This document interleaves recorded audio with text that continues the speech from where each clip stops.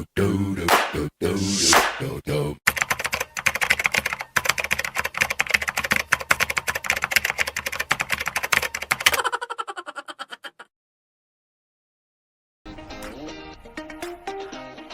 up mga kabiyahe buddies? Today's another day and another opportunities to unlock. Kaya samahan niyo ako para mamalengke dahil ang agenda natin for today's video ay magluluto ng mga pagkain na usually hinahanda during Holy Week.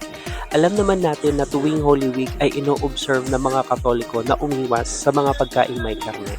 Kaya napagdesisyonan ng aming team na ang lulutuin namin ay masarap pero madaling ihain sa hapag. Kaya, let's go guys!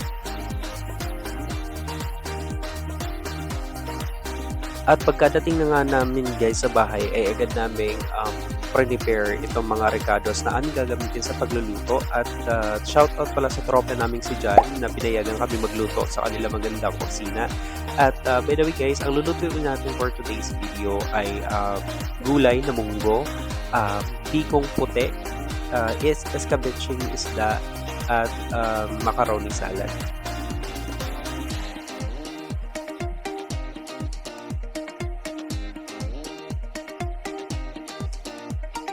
At una na namin pinakuluan ang munggo, which is 1 hour and 30 minutes. At habang ginagawa natin yun, on the other side, tayo din ay nagpiprito ng isda para sa escabeche. At ginagawa na din natin yung mga ricados para sa sauce ng isda.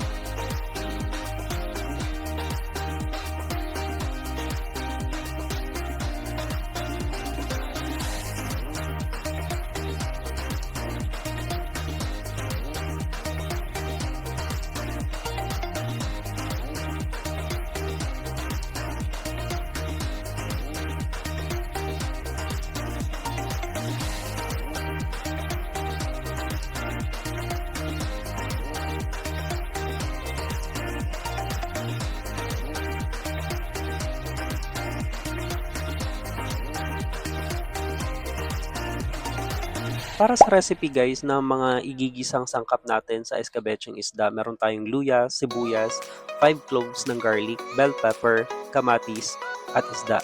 Para naman sa sauce ng escabecheng isda, meron tayong cornstarch, 1/4 cup ng vinegar, at saka 1/4 cup ng water.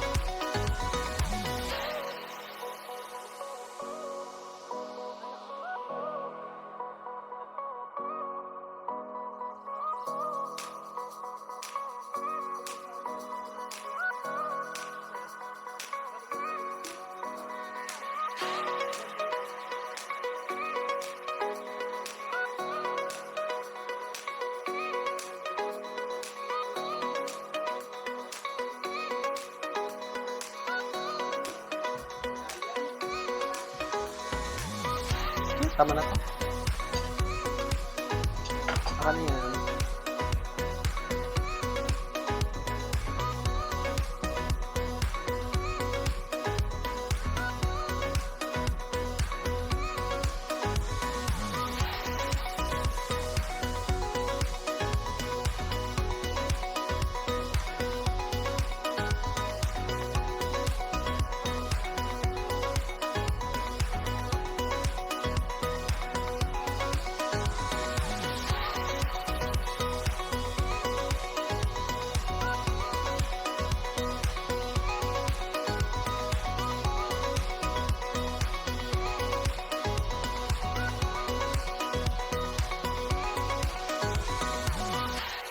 So after na nga natin ginisa guys yung mga gulay, sabay naman natin nilunod na no, yung ating prinitong isda sa pan para ma-absorb niya yung aroma ng mga sibuyas at mga ibang gulay. Okay, and then after that, atin naman bubuhos sa pan yung mixture, yung liquid mixture natin ng cornstarch, vinegar, and 1/4 cup na water. And then after nun guys, isi-simmer lang natin siya ng at least less than 10 minutes and then you're good to go.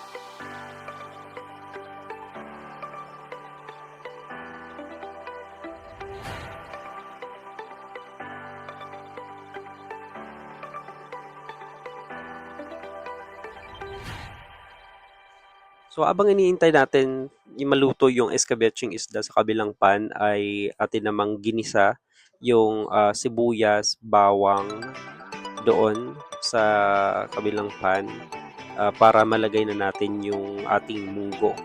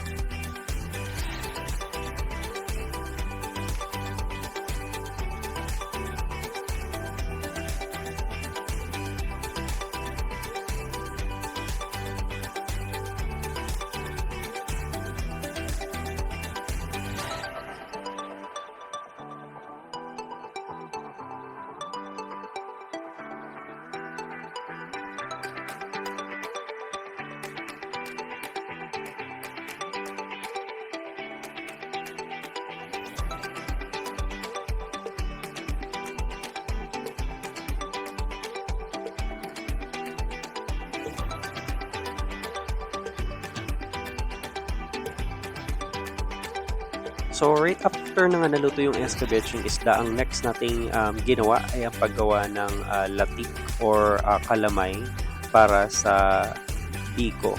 So ang ginamit natin dito guys ay white sugar kasi gusto nating i-achieve yung white na color ng biko. So medyo patience lang talaga yung need natin dito kasi guys, need nating i-stir from time to time yung mixture dito sa pan para hindi siya mag-stick doon and hindi siya madaling masunog. So, i-wait lang natin siya until brown. So pag medyo nag-brown na siya, so that's the time na or pag nag-caramelize na, that's the sign na pwede na nating ilagay yung ating biko na sinaing.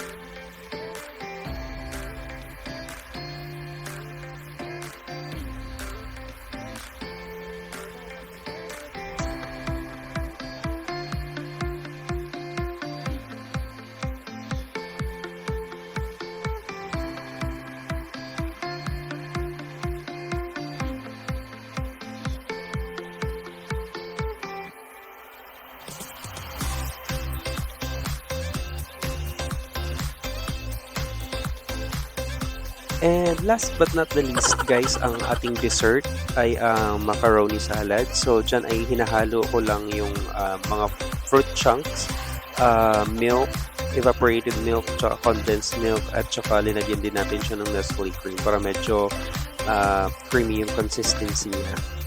Ayan.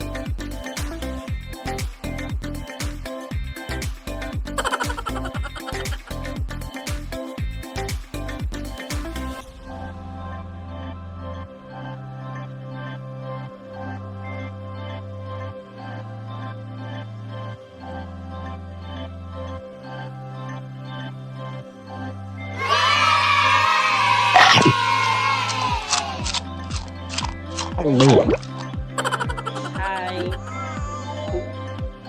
Hey guys, thank you so much again for watching this video. If you haven't subscribed yet to my channel, please like and subscribe my page para updated kayo sa lahat ng mga videos and latest uploads.